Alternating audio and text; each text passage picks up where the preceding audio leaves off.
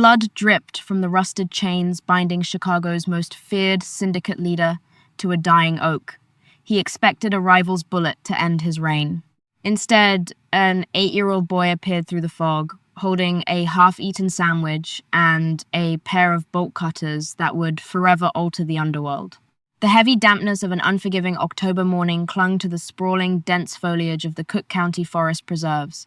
Miles away from the towering steel and glass of downtown Chicago, this isolated stretch of woods was known for hiding the city's ugliest secrets.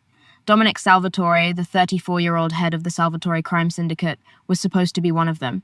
Beaten, bruised, and bleeding from a laceration above his left eye, Dominic was securely bound to the thick trunk of a decaying oak tree. Heavy, industrial-grade steel chains wrapped around his torso and wrists, the padlocks digging into his bruised ribs with every shallow breath he took. He had been betrayed. His own lieutenant, a rat named Arthur Moretti, had orchestrated a meticulously planned ambush outside a private club in the West Loop. They had dumped Dominic here in the dead of night, chaining him up to slowly die of exposure, dehydration, or the eventual return of Moretti's men to finish the job once they had secured control of the city's ports. Dominic's head hung low. His tailored charcoal suit was ruined, soaked with mud and his own blood. For a man who controlled billions in illegal gambling, extortion, and real estate, dying tied to a tree felt like a remarkably pathetic end. He closed his eyes, calculating how many hours he had left before the cold stopped his heart. Then, he heard the crunching of dry leaves. Dominic's eyes snapped open. He braced himself for the sight of Moretti's hitmen armed with suppressed pistols. Instead, stepping through a thicket of overgrown blackberry bushes, was a child. The boy couldn't have been older than 8. He wore a faded yellow raincoat that was 2 sizes too big, a pair of scuffed red rubber boots, and a backpack patterned with comic book heroes. He froze when he saw Dominic. For a long moment, the ruthless Mafia boss and the wandering child stared at one another in profound silence. Dominic didn't speak. He didn't want to terrify the kid into screaming, which might alert anyone patrolling the perimeter. "Are you playing an escape room game?" the boy finally asked, his voice a high, clear pitch that cut through the eerie silence of the woods. Despite the agonizing pain in his chest, Dominic let out a raspy, dark chuckle. "Something like that, kid. What's your name?" "Leo," the boy answered, taking a cautious step forward. "Leo Rossi. I'm looking for my mom's lost cat. He ran away this morning." "Well, Leo Rossi," Dominic coughed, tasting copper on his tongue. "I haven't seen any cats, but I could use a little help with this game. Do you have a phone in that backpack?" Leo shook his head. "Mom says I'm too young for a phone, but I have half a turkey sandwich. You look hungry." Before Dominic could protest, the boy unzipped his backpack, pulled out a squished sandwich wrapped in aluminum foil, and bravely stepped right up to the terrifying, bloodied man. With gentle, innocent hands, Leo unwrapped the foil and held the sandwich up to Dominic's mouth. Starving and dehydrated, Dominic took a bite. It was the best thing he had ever tasted. As he chewed, he analyzed his situation. He couldn't send the boy to the police. If the cops found him, he'd be going to federal prison. If Moretti's moles in the precinct got the call, he'd be dead before the squad car arrived. "Leo, listen to me very carefully," Dominic said, his dark, piercing eyes locking onto the boy's innocent blue ones. "Where do you live?" Just past the edge of the woods, Leo pointed a tiny finger west. "In the Pine Ridge Apartments." "I need you to go home," Dominic instructed, keeping his voice as calm and soothing as a hardened killer could manage. "Don't tell your mother about me. Don't tell anyone. But look in your building's maintenance closet, or your mum's toolbox. I need bolt cutters. Heavy ones. If you bring them to me, I promise you, Leo Rossi, I will owe you the biggest favor in the world." Leo tilted his head, studying Dominic's battered face. To Dominic's utter shock, the boy didn't run away in fear. He simply nodded. "My grandpa left big clippers in our garage unit. I'll be right back. Don't go anywhere." "Wasn't planning on it," Dominic muttered as the boy turned and scampered off into the fog. Dominic spent the next 2 hours drifting in and out of consciousness. He was convinced the boy had forgotten him. Distracted by a cartoon or caught by his mother, hope was a dangerous liability in his line of work. But just as the midday sun began to pierce the heavy canopy of leaves, the rustling returned.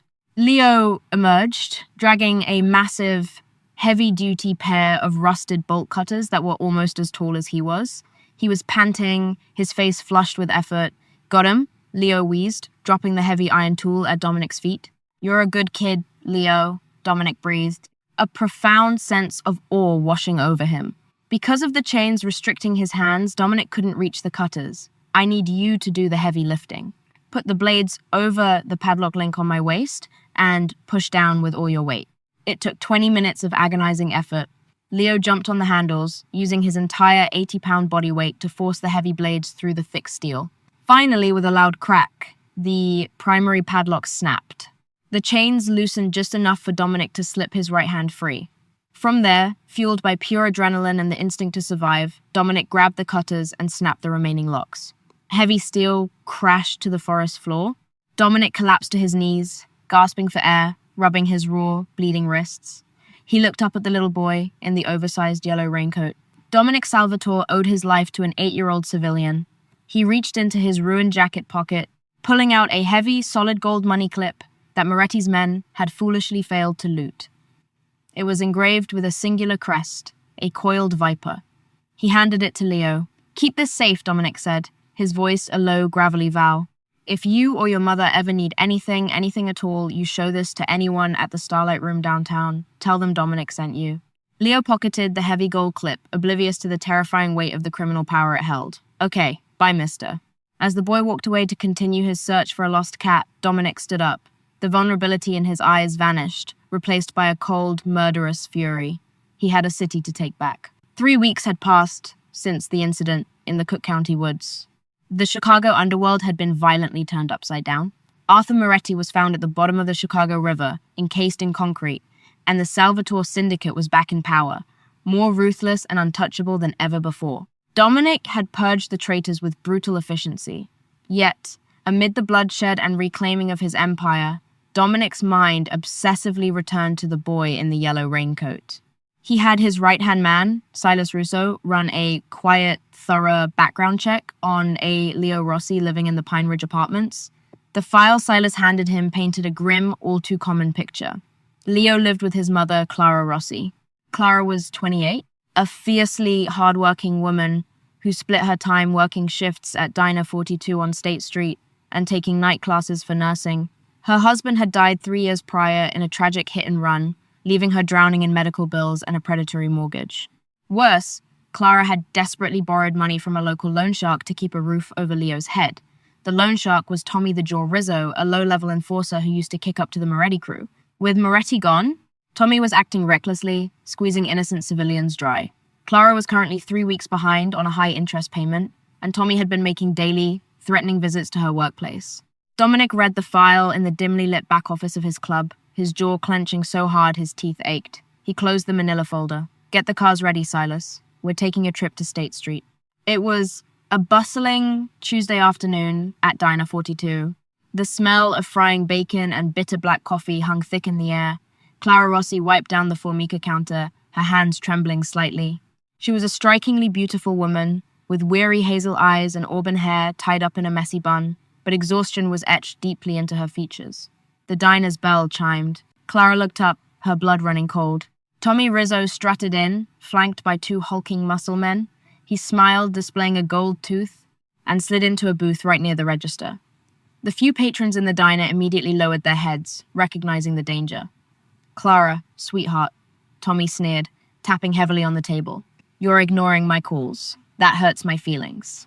"Tommy, please," Clara whispered, stepping out from behind the counter, her voice laced with desperation. "I just need until Friday. My paycheck clears on Friday. I have Leo to feed."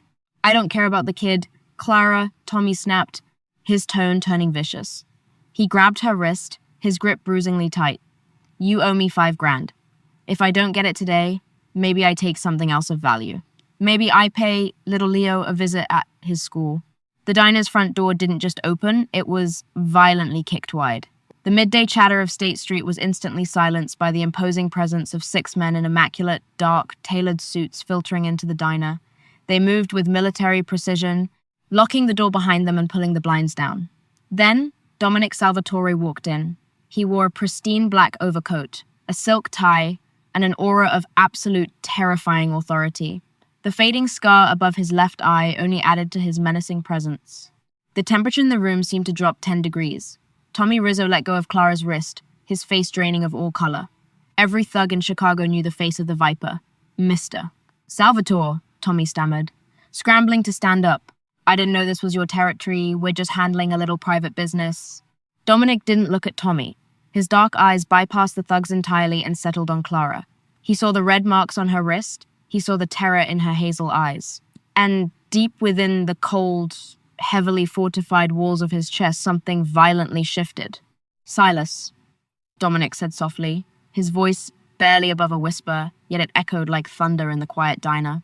Silas Russo stepped forward and casually drove the butt of his heavy pistol into the side of Tommy's knee. The bone shattered with a sickening crunch. Tommy shrieked, collapsing to the checkered linoleum floor. His two musclemen didn't dare move a muscle, their hands raised in immediate surrender as Dominic's guards trained their weapons on them. Dominic stepped over Tommy's writhing body and walked directly up to Clara. She was frozen in shock, staring at the terrifying Mafia boss who had just turned her diner into a crime scene. "Clara Rossi," Dominic said, his voice surprisingly gentle as he addressed her. How? How do you know my name?" she breathed, backing up slightly against the counter. "Your son Leo is a very brave boy. He did me a profound service recently," Dominic explained, reaching into his coat pocket. He pulled out a thick stack of banded $100 bills and tossed it onto the counter. It was easily $50,000. He turned his gaze down to Tommy, who was sobbing and clutching his ruined leg. "Tommy," Dominic said, his tone dead and flat, "you are going to take your men, and you are going to leave this city.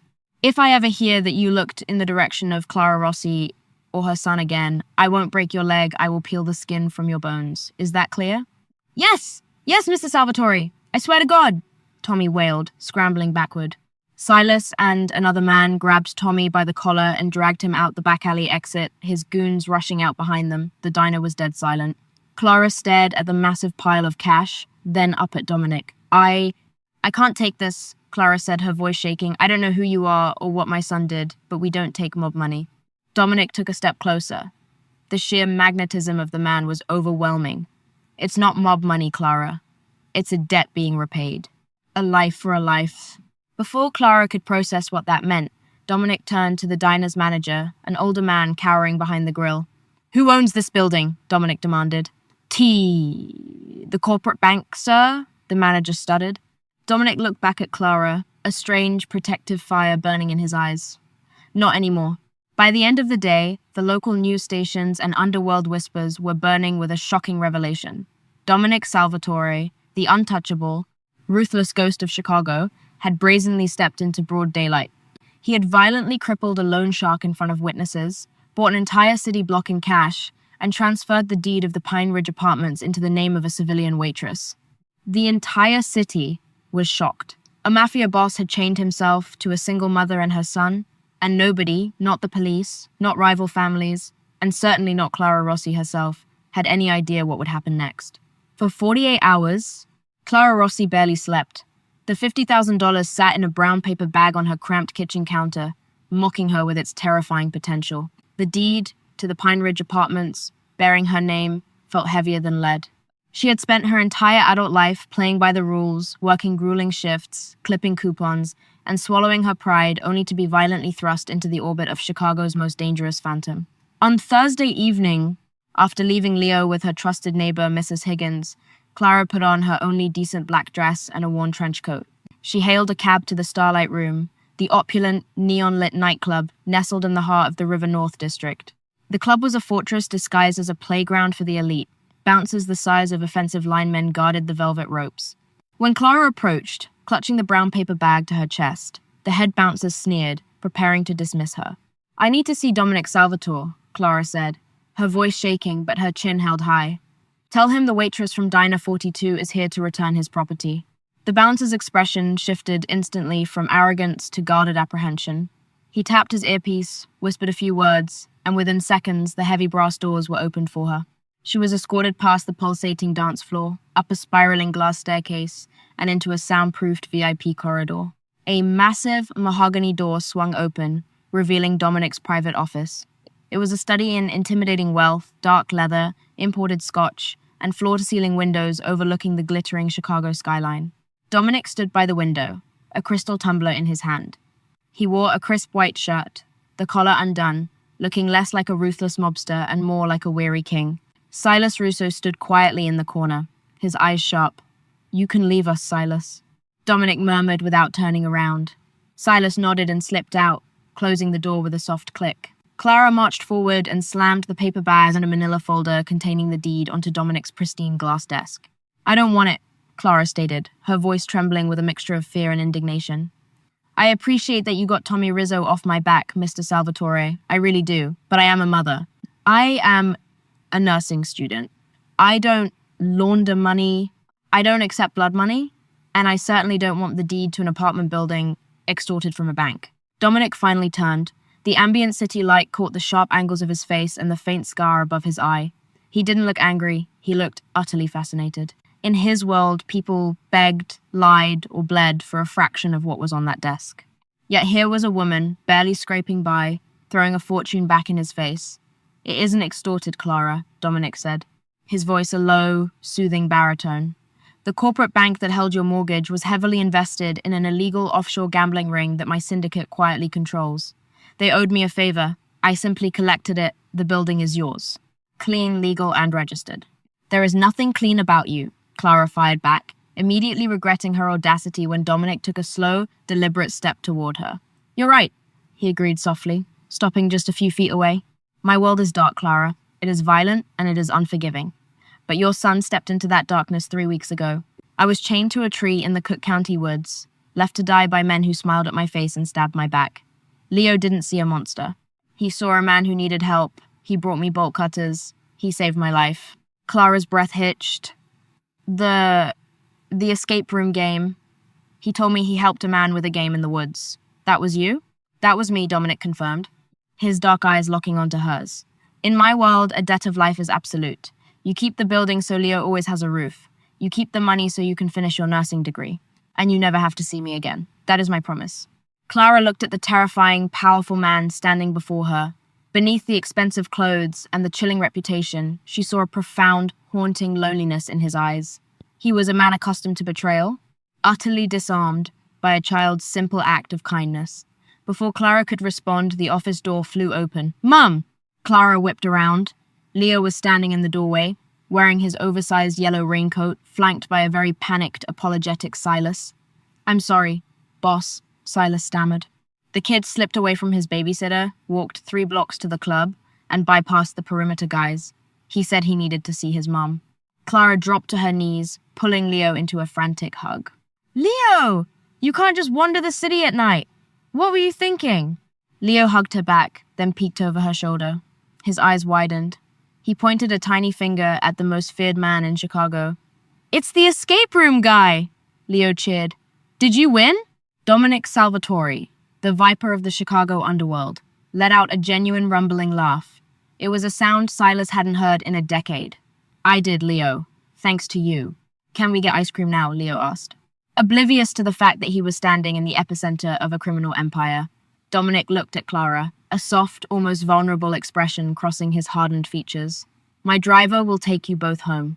And, if you'll allow it, Clara, I know a late-night parlor on Rush Street that makes the best pistachio gelato in the city. Completely safe. On me." Clara looked at the money on the desk, then at the mob boss, and finally at her son's hopeful face. Against every rational survival instinct she possessed, she nodded. "1 scoop. Then we go home." Over the next 2 months, a bizarre and beautiful rhythm developed. Dominic didn't force his way into Clara's life, but he became a quiet, immovable pillar within it. He would show up at Diner 42 right at closing time, sitting in the back booth drinking black coffee while she finished her paperwork. He would send unmarked, armored SUVs to discreetly follow Leo's school bus. Slowly, the walls Clara had built around her heart began to crumble. She learnt that Dominic had inherited the syndicate after his father was violently murdered when Dominic was only 19. He hadn't chosen the life, he had been swallowed by it. In return, Dominic found a sanctuary in Clara. Her modest apartment, smelling of cheap vanilla candles and laundry detergent, became the only place in the city where he could close his eyes and truly breathe. He was falling in love, deeply and dangerously. But in the Chicago underworld, a boss's happiness is universally viewed as a fatal vulnerability. Vincent the Ghost Pagano was a ghost by name and nature. As the last surviving lieutenant of the decimated Moretti faction, Vincent had gone completely underground after Dominic reclaimed the city. While Dominic was busy playing house on State Street, Vincent was busy gathering the exiled, the disgruntled, and the bloodthirsty. Vincent had been watching. He had seen the armored SUVs trailing a civilian school bus. He had seen the Viper, a man who famously never left his heavily fortified penthouses without a dozen armed guards, casually sipping coffee in a glass-front diner. Vincent realized what the entire city was slowly whispering about.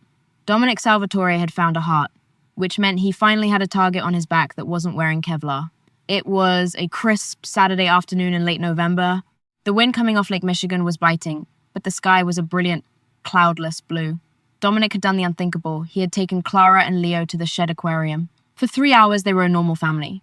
Dominic carried Leo on his shoulders to see the beluga whales. Clara laughed a bright, beautiful sound that made Dominic's chest ache as a penguin splashed water onto his bespoke Italian wool coat. For a fleeting afternoon, the blood and the syndicate vanished. "I haven't seen him this happy since his father died," Clara murmured to Dominic as they walked toward the VIP parking garage beneath the aquarium. Leo was skipping ahead, holding a plush shark they had bought at the gift shop. "I haven't been this happy since." Dominic trailed off, looking at Clara. He reached out, his calloused, scarred fingers gently brushing a stray lock of auburn hair behind her ear. "Since before I can remember, Clara, you and Leo, you gave me my life back. And I don't mean the woods." Clara looked up at him, her heart hammering against her ribs. The chemistry between them was a heavy electric current. She leaned in, the loud, echoing concrete of the parking garage fading away. Crack! The sound of the suppressed gunshot was barely audible, like a heavy textbook hitting a carpeted floor, but the impact was devastating. One of Dominic's perimeter guards, stationed by their armored SUV, slumped against the concrete pillar, a red blossom exploding on his neck. Dominic's instincts, honed by 15 years of surviving assassinations, activated in a fraction of a second. The gentle suitor vanished. The apex predator took his place. "Get down!" Dominic roared, shoving Clara forcefully behind a concrete stanchion. From the shadows of the lower ramp, 3 black vans aggressively screeched to a halt, boxing in Dominic's vehicle. A dozen men dressed in tactical black, wearing ski masks, poured out. They were heavily armed with submachine guns. Vincent Pagano had brought an army to kill a family. "Silas!" Dominic barked, drawing a heavy custom-machined .45 caliber pistol from his shoulder holster. Silas Russo and the remaining 3 guards returned fire instantly. The deafening roar of automatic gunfire echoed through the concrete cavern, shattering windshields and setting off a cacophony of car alarms. The air instantly filled with the acrid stench of cordite and burning rubber. Clara screamed, covering her ears as concrete shrapnel rained down around them. She looked frantically for Leo. "Leo!" she shrieked. The boy had frozen near the back of the SUV, terrified by the sudden explosion of noise and violence. He dropped his plush shark, his hands covering his head, completely exposed in the firing lane. Vincent Pagano, stepping out from behind one of the vans, saw the boy. He raised his rifle, aiming directly at the child. He knew that killing the boy would shatter Dominic's mind before a bullet ever pierced his heart. Dominic saw the laser sight track across the concrete toward Leo. Time seemed to fracture and slow. There was no time to shoot Vincent. There was no time to pull Leo to cover. There was only one option. Without a single second of hesitation, Dominic broke from cover. He sprinted into the open crossfire, a towering figure in a ruined wool coat. He tackled Leo to the ground, curling his massive frame completely over the small boy, forming an impenetrable human shield of muscle and bone. Thwack, thwack. 2 hollow point rounds, intended for an 8-year-old's chest, tore into Dominic's back. Dominic let out a guttural, breathless grunt as the kinetic force slammed him into the pavement. Blood immediately soaked his shirt, pooling onto the cold concrete. "Dominic!" Clara screamed, a sound torn from the deepest depths of her soul. She tried to run to them, but Silas grabbed her by the waist, throwing her back behind the pillar. "Stay down, Clara!" Silas roared, pulling a flashbang grenade from his vest. He hurled it toward the vans. A blinding flash of white light and a concussive boom temporarily blinded Pagano's men. Seizing the microsecond of advantage, Silas and his men unleashed a devastating volley of return fire. 3 of Pagano's hitmen dropped. Realizing the element of surprise was lost and police sirens were already wailing in the distance, Vincent Pagano cursed, jumping back into the van. Tires squealed as the assassins fled the garage, leaving a scene of absolute carnage in their wake. The echoing gunfire faded, replaced by the chaotic ringing of car alarms and Clara's frantic sobbing. She broke free from Silas and slid on her knees across the broken glass and blood-stained concrete to where Dominic lay. He was still covering Leo, his breathing shallow and ragged. "Leo? Baby? Are you okay?" Clara cried, frantically pulling the terrified boy from beneath Dominic's heavy frame. I'm okay, Mommy, Leo sobbed, his clothes covered in Dominic's blood. He shielded me. Clara turned her attention to the Mafia boss. Dominic was pale, his eyes fluttering. She pressed her hands frantically against his back, trying to stem the flow of blood from the 2 gunshot wounds. Her nursing training kicked in, but her hands were shaking so violently she could barely apply pressure. Dominic, stay with me. Please, stay with me, Clara begged, tears streaming down her face, mixing with the soot and blood on her hands. Dominic coughed, a terrible rattling sound in his chest. He reached up with a trembling, blood-soaked hand and cupped Clara's cheek. Is he safe? Dominic wheezed, his eyes searching hers with desperate intensity. We're safe. We're safe because of you, Clara wept, leaning her forehead against his. Hold on. The ambulance is coming. Silas knelt beside them, his face a grim mask of fury and fear. Boss, we gotta move. The cops are 90 seconds out. If they find you here with unregistered weapons and bodies, the feds will take you. You'll die in a prison hospital. No, Clara shouted at Silas. He needs trauma surgery immediately. He's losing too much blood. Silas is. Right? Dominic gasped, his eyes rolling back slightly. Take me to the safe house. Call the ghost doctor. I am not letting you bleed out in some basement, Clara defied him, her voice echoing with a fierce, unwavering command that stunned even Silas. You chained yourself to us, Dominic Salvatore. Now you belong to me. Silas, help me get him in the car. We are going to Chicago Med. Now. Silas hesitated for a fraction of a second, looking at his bleeding boss, and then at the fierce, terrifying love blazing in Clara's eyes. The city was about to discover exactly how vulnerable the Viper was, but as Silas hoisted Dominic into the shattered SUV, he realized something else. Dominic Salvatore hadn't just found a weakness in Clara Rossi. He had found a queen who was perfectly willing to go to war for him. The armored SUV shattered every speed limit, tearing down Ashland Avenue toward Rush University Medical Center. In the blood-soaked back seat, Clara Rossi kept her hands pressed desperately against Dominic Salvatore's chest. The terrifying Mafia boss was ghostly pale, his pulse a fluttering, fading drumbeat beneath her trembling fingers. Little Leo sat frozen in the front seat, shielded by a grim-faced Silas Russo, clutching his plush shark as sirens wailed in the distance. Stay with me, Dominic. You promised me, Clara chanted, her voice breaking as she applied maximum pressure to the gunshot wounds. They crashed through the emergency room doors, a wave of heavily armed men in ruined suits pouring into the pristine lobby. Gunshot wounds! 2 to the chest and shoulder, Clara screamed, her nursing training overriding her blinding panic. Doctor. William Sterling, the chief trauma surgeon on call, rushed forward with a team of nurses. Silas and 5 syndicate enforcers immediately locked down the entire surgical wing, physically barring the hospital security guards from intervening. I have to call the police. It's mandatory for gunshot wounds, Dr. Sterling stammered, intimidated by the sheer firepower occupying his ward. Nobody calls the police until he is out of surgery and breathing, Silas commanded, drawing his weapon just enough to show the steel. Dr. Sterling hesitated, looking at Dominic's fading vitals. He's losing too much blood. I don't know if we can... He has a tension pneumothorax, Clara interrupted fiercely, grabbing the surgeon by his scrubs. His right lung is collapsing. You have exactly 3 minutes to insert a chest tube before his heart stops. Do your job, doctor, or so help me God, I will do it for you. Stunned by the ferocious authority of the civilian woman, Dr. Sterling nodded rapidly and wheeled Dominic into the sterile operating theater. Hours bled into a terrifying, agonizing night. Clara sat in the waiting room, still covered in Dominic's blood, holding Leo tightly against her chest until the boy finally fell asleep. Silas paced the corridor, his men guarding every elevator and stairwell. Suddenly, the primary elevator doors chimed softly. 2 Chicago police officers stepped out, carrying clipboards. But Clara, hyper-observant from years of grueling waitress shifts and nursing clinicals, instantly noticed the discrepancies. Their badges were pinned slightly too high on their uniforms. Their boots were scuffed tactical combat boots, not standard regulation issue. And as one officer turned his neck, Clara spotted a distinct, jagged tattoo peeking out from his collar, a broken skull. The mark of the Pagano crew. Vincent Pagano hadn't fled the city. He had come to the hospital to finish the job. Silas, Clara whispered, her voice shockingly steady. Those aren't cops. Before Silas could fully draw his weapon, the fake officers raised suppressed pistols. Chaos erupted in the sterile corridor. Silas tackled the first man, initiating a brutal hand-to-hand struggle that shattered a glass triage partition. The second assassin, raised his weapon, aiming directly at the surgical suite doors where Dominic lay helpless. Clara didn't think. She didn't scream. She reached down to the floor where Silas's secondary weapon, a heavy compact Glock, had fallen during the initial scuffle. She raised the gun, her hands surprisingly steady, and pulled the trigger. The deafening crack echoed through the ward. The assassin dropped instantly. A bullet lodged cleanly in his shoulder. Just then, Vincent Pagano himself emerged from the emergency stairwell, racking a heavy shotgun.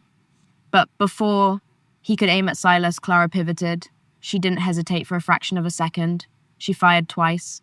Both rounds caught Vincent square in the chest, dropping the last remaining threat to the Salvatore Empire onto the white linoleum. Silas stood up, breathless, staring in absolute awe at the suburban mother who had just executed a Mafia lieutenant with flawless precision. Clara slowly lowered the gun. Her chest heaved, her hazel eyes burning with a dark, unyielding fire. Nobody, Clara breathed, her voice dripping with absolute ice, touches my family. 3 days later, Dominic finally opened his eyes. The steady beep of a heart monitor was the first sound he registered. He was in a private, heavily guarded penthouse recovery suite. Clara was asleep in a chair beside his bed, her hand gripping his tightly. When she felt him stir, she woke up, tears of profound relief flooding her eyes. You're awake. I thought I lost you.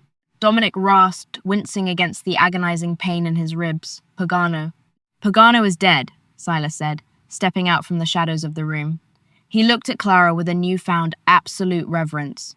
Clara handled it, boss. All of it. The fake cops, the cleanup, the hospital tapes were erased, and the syndicate is completely secured. The men, they're already calling her the Iron Donna. Dominic looked at Clara, utterly stunned. The sweet, struggling waitress had crossed the point of no return.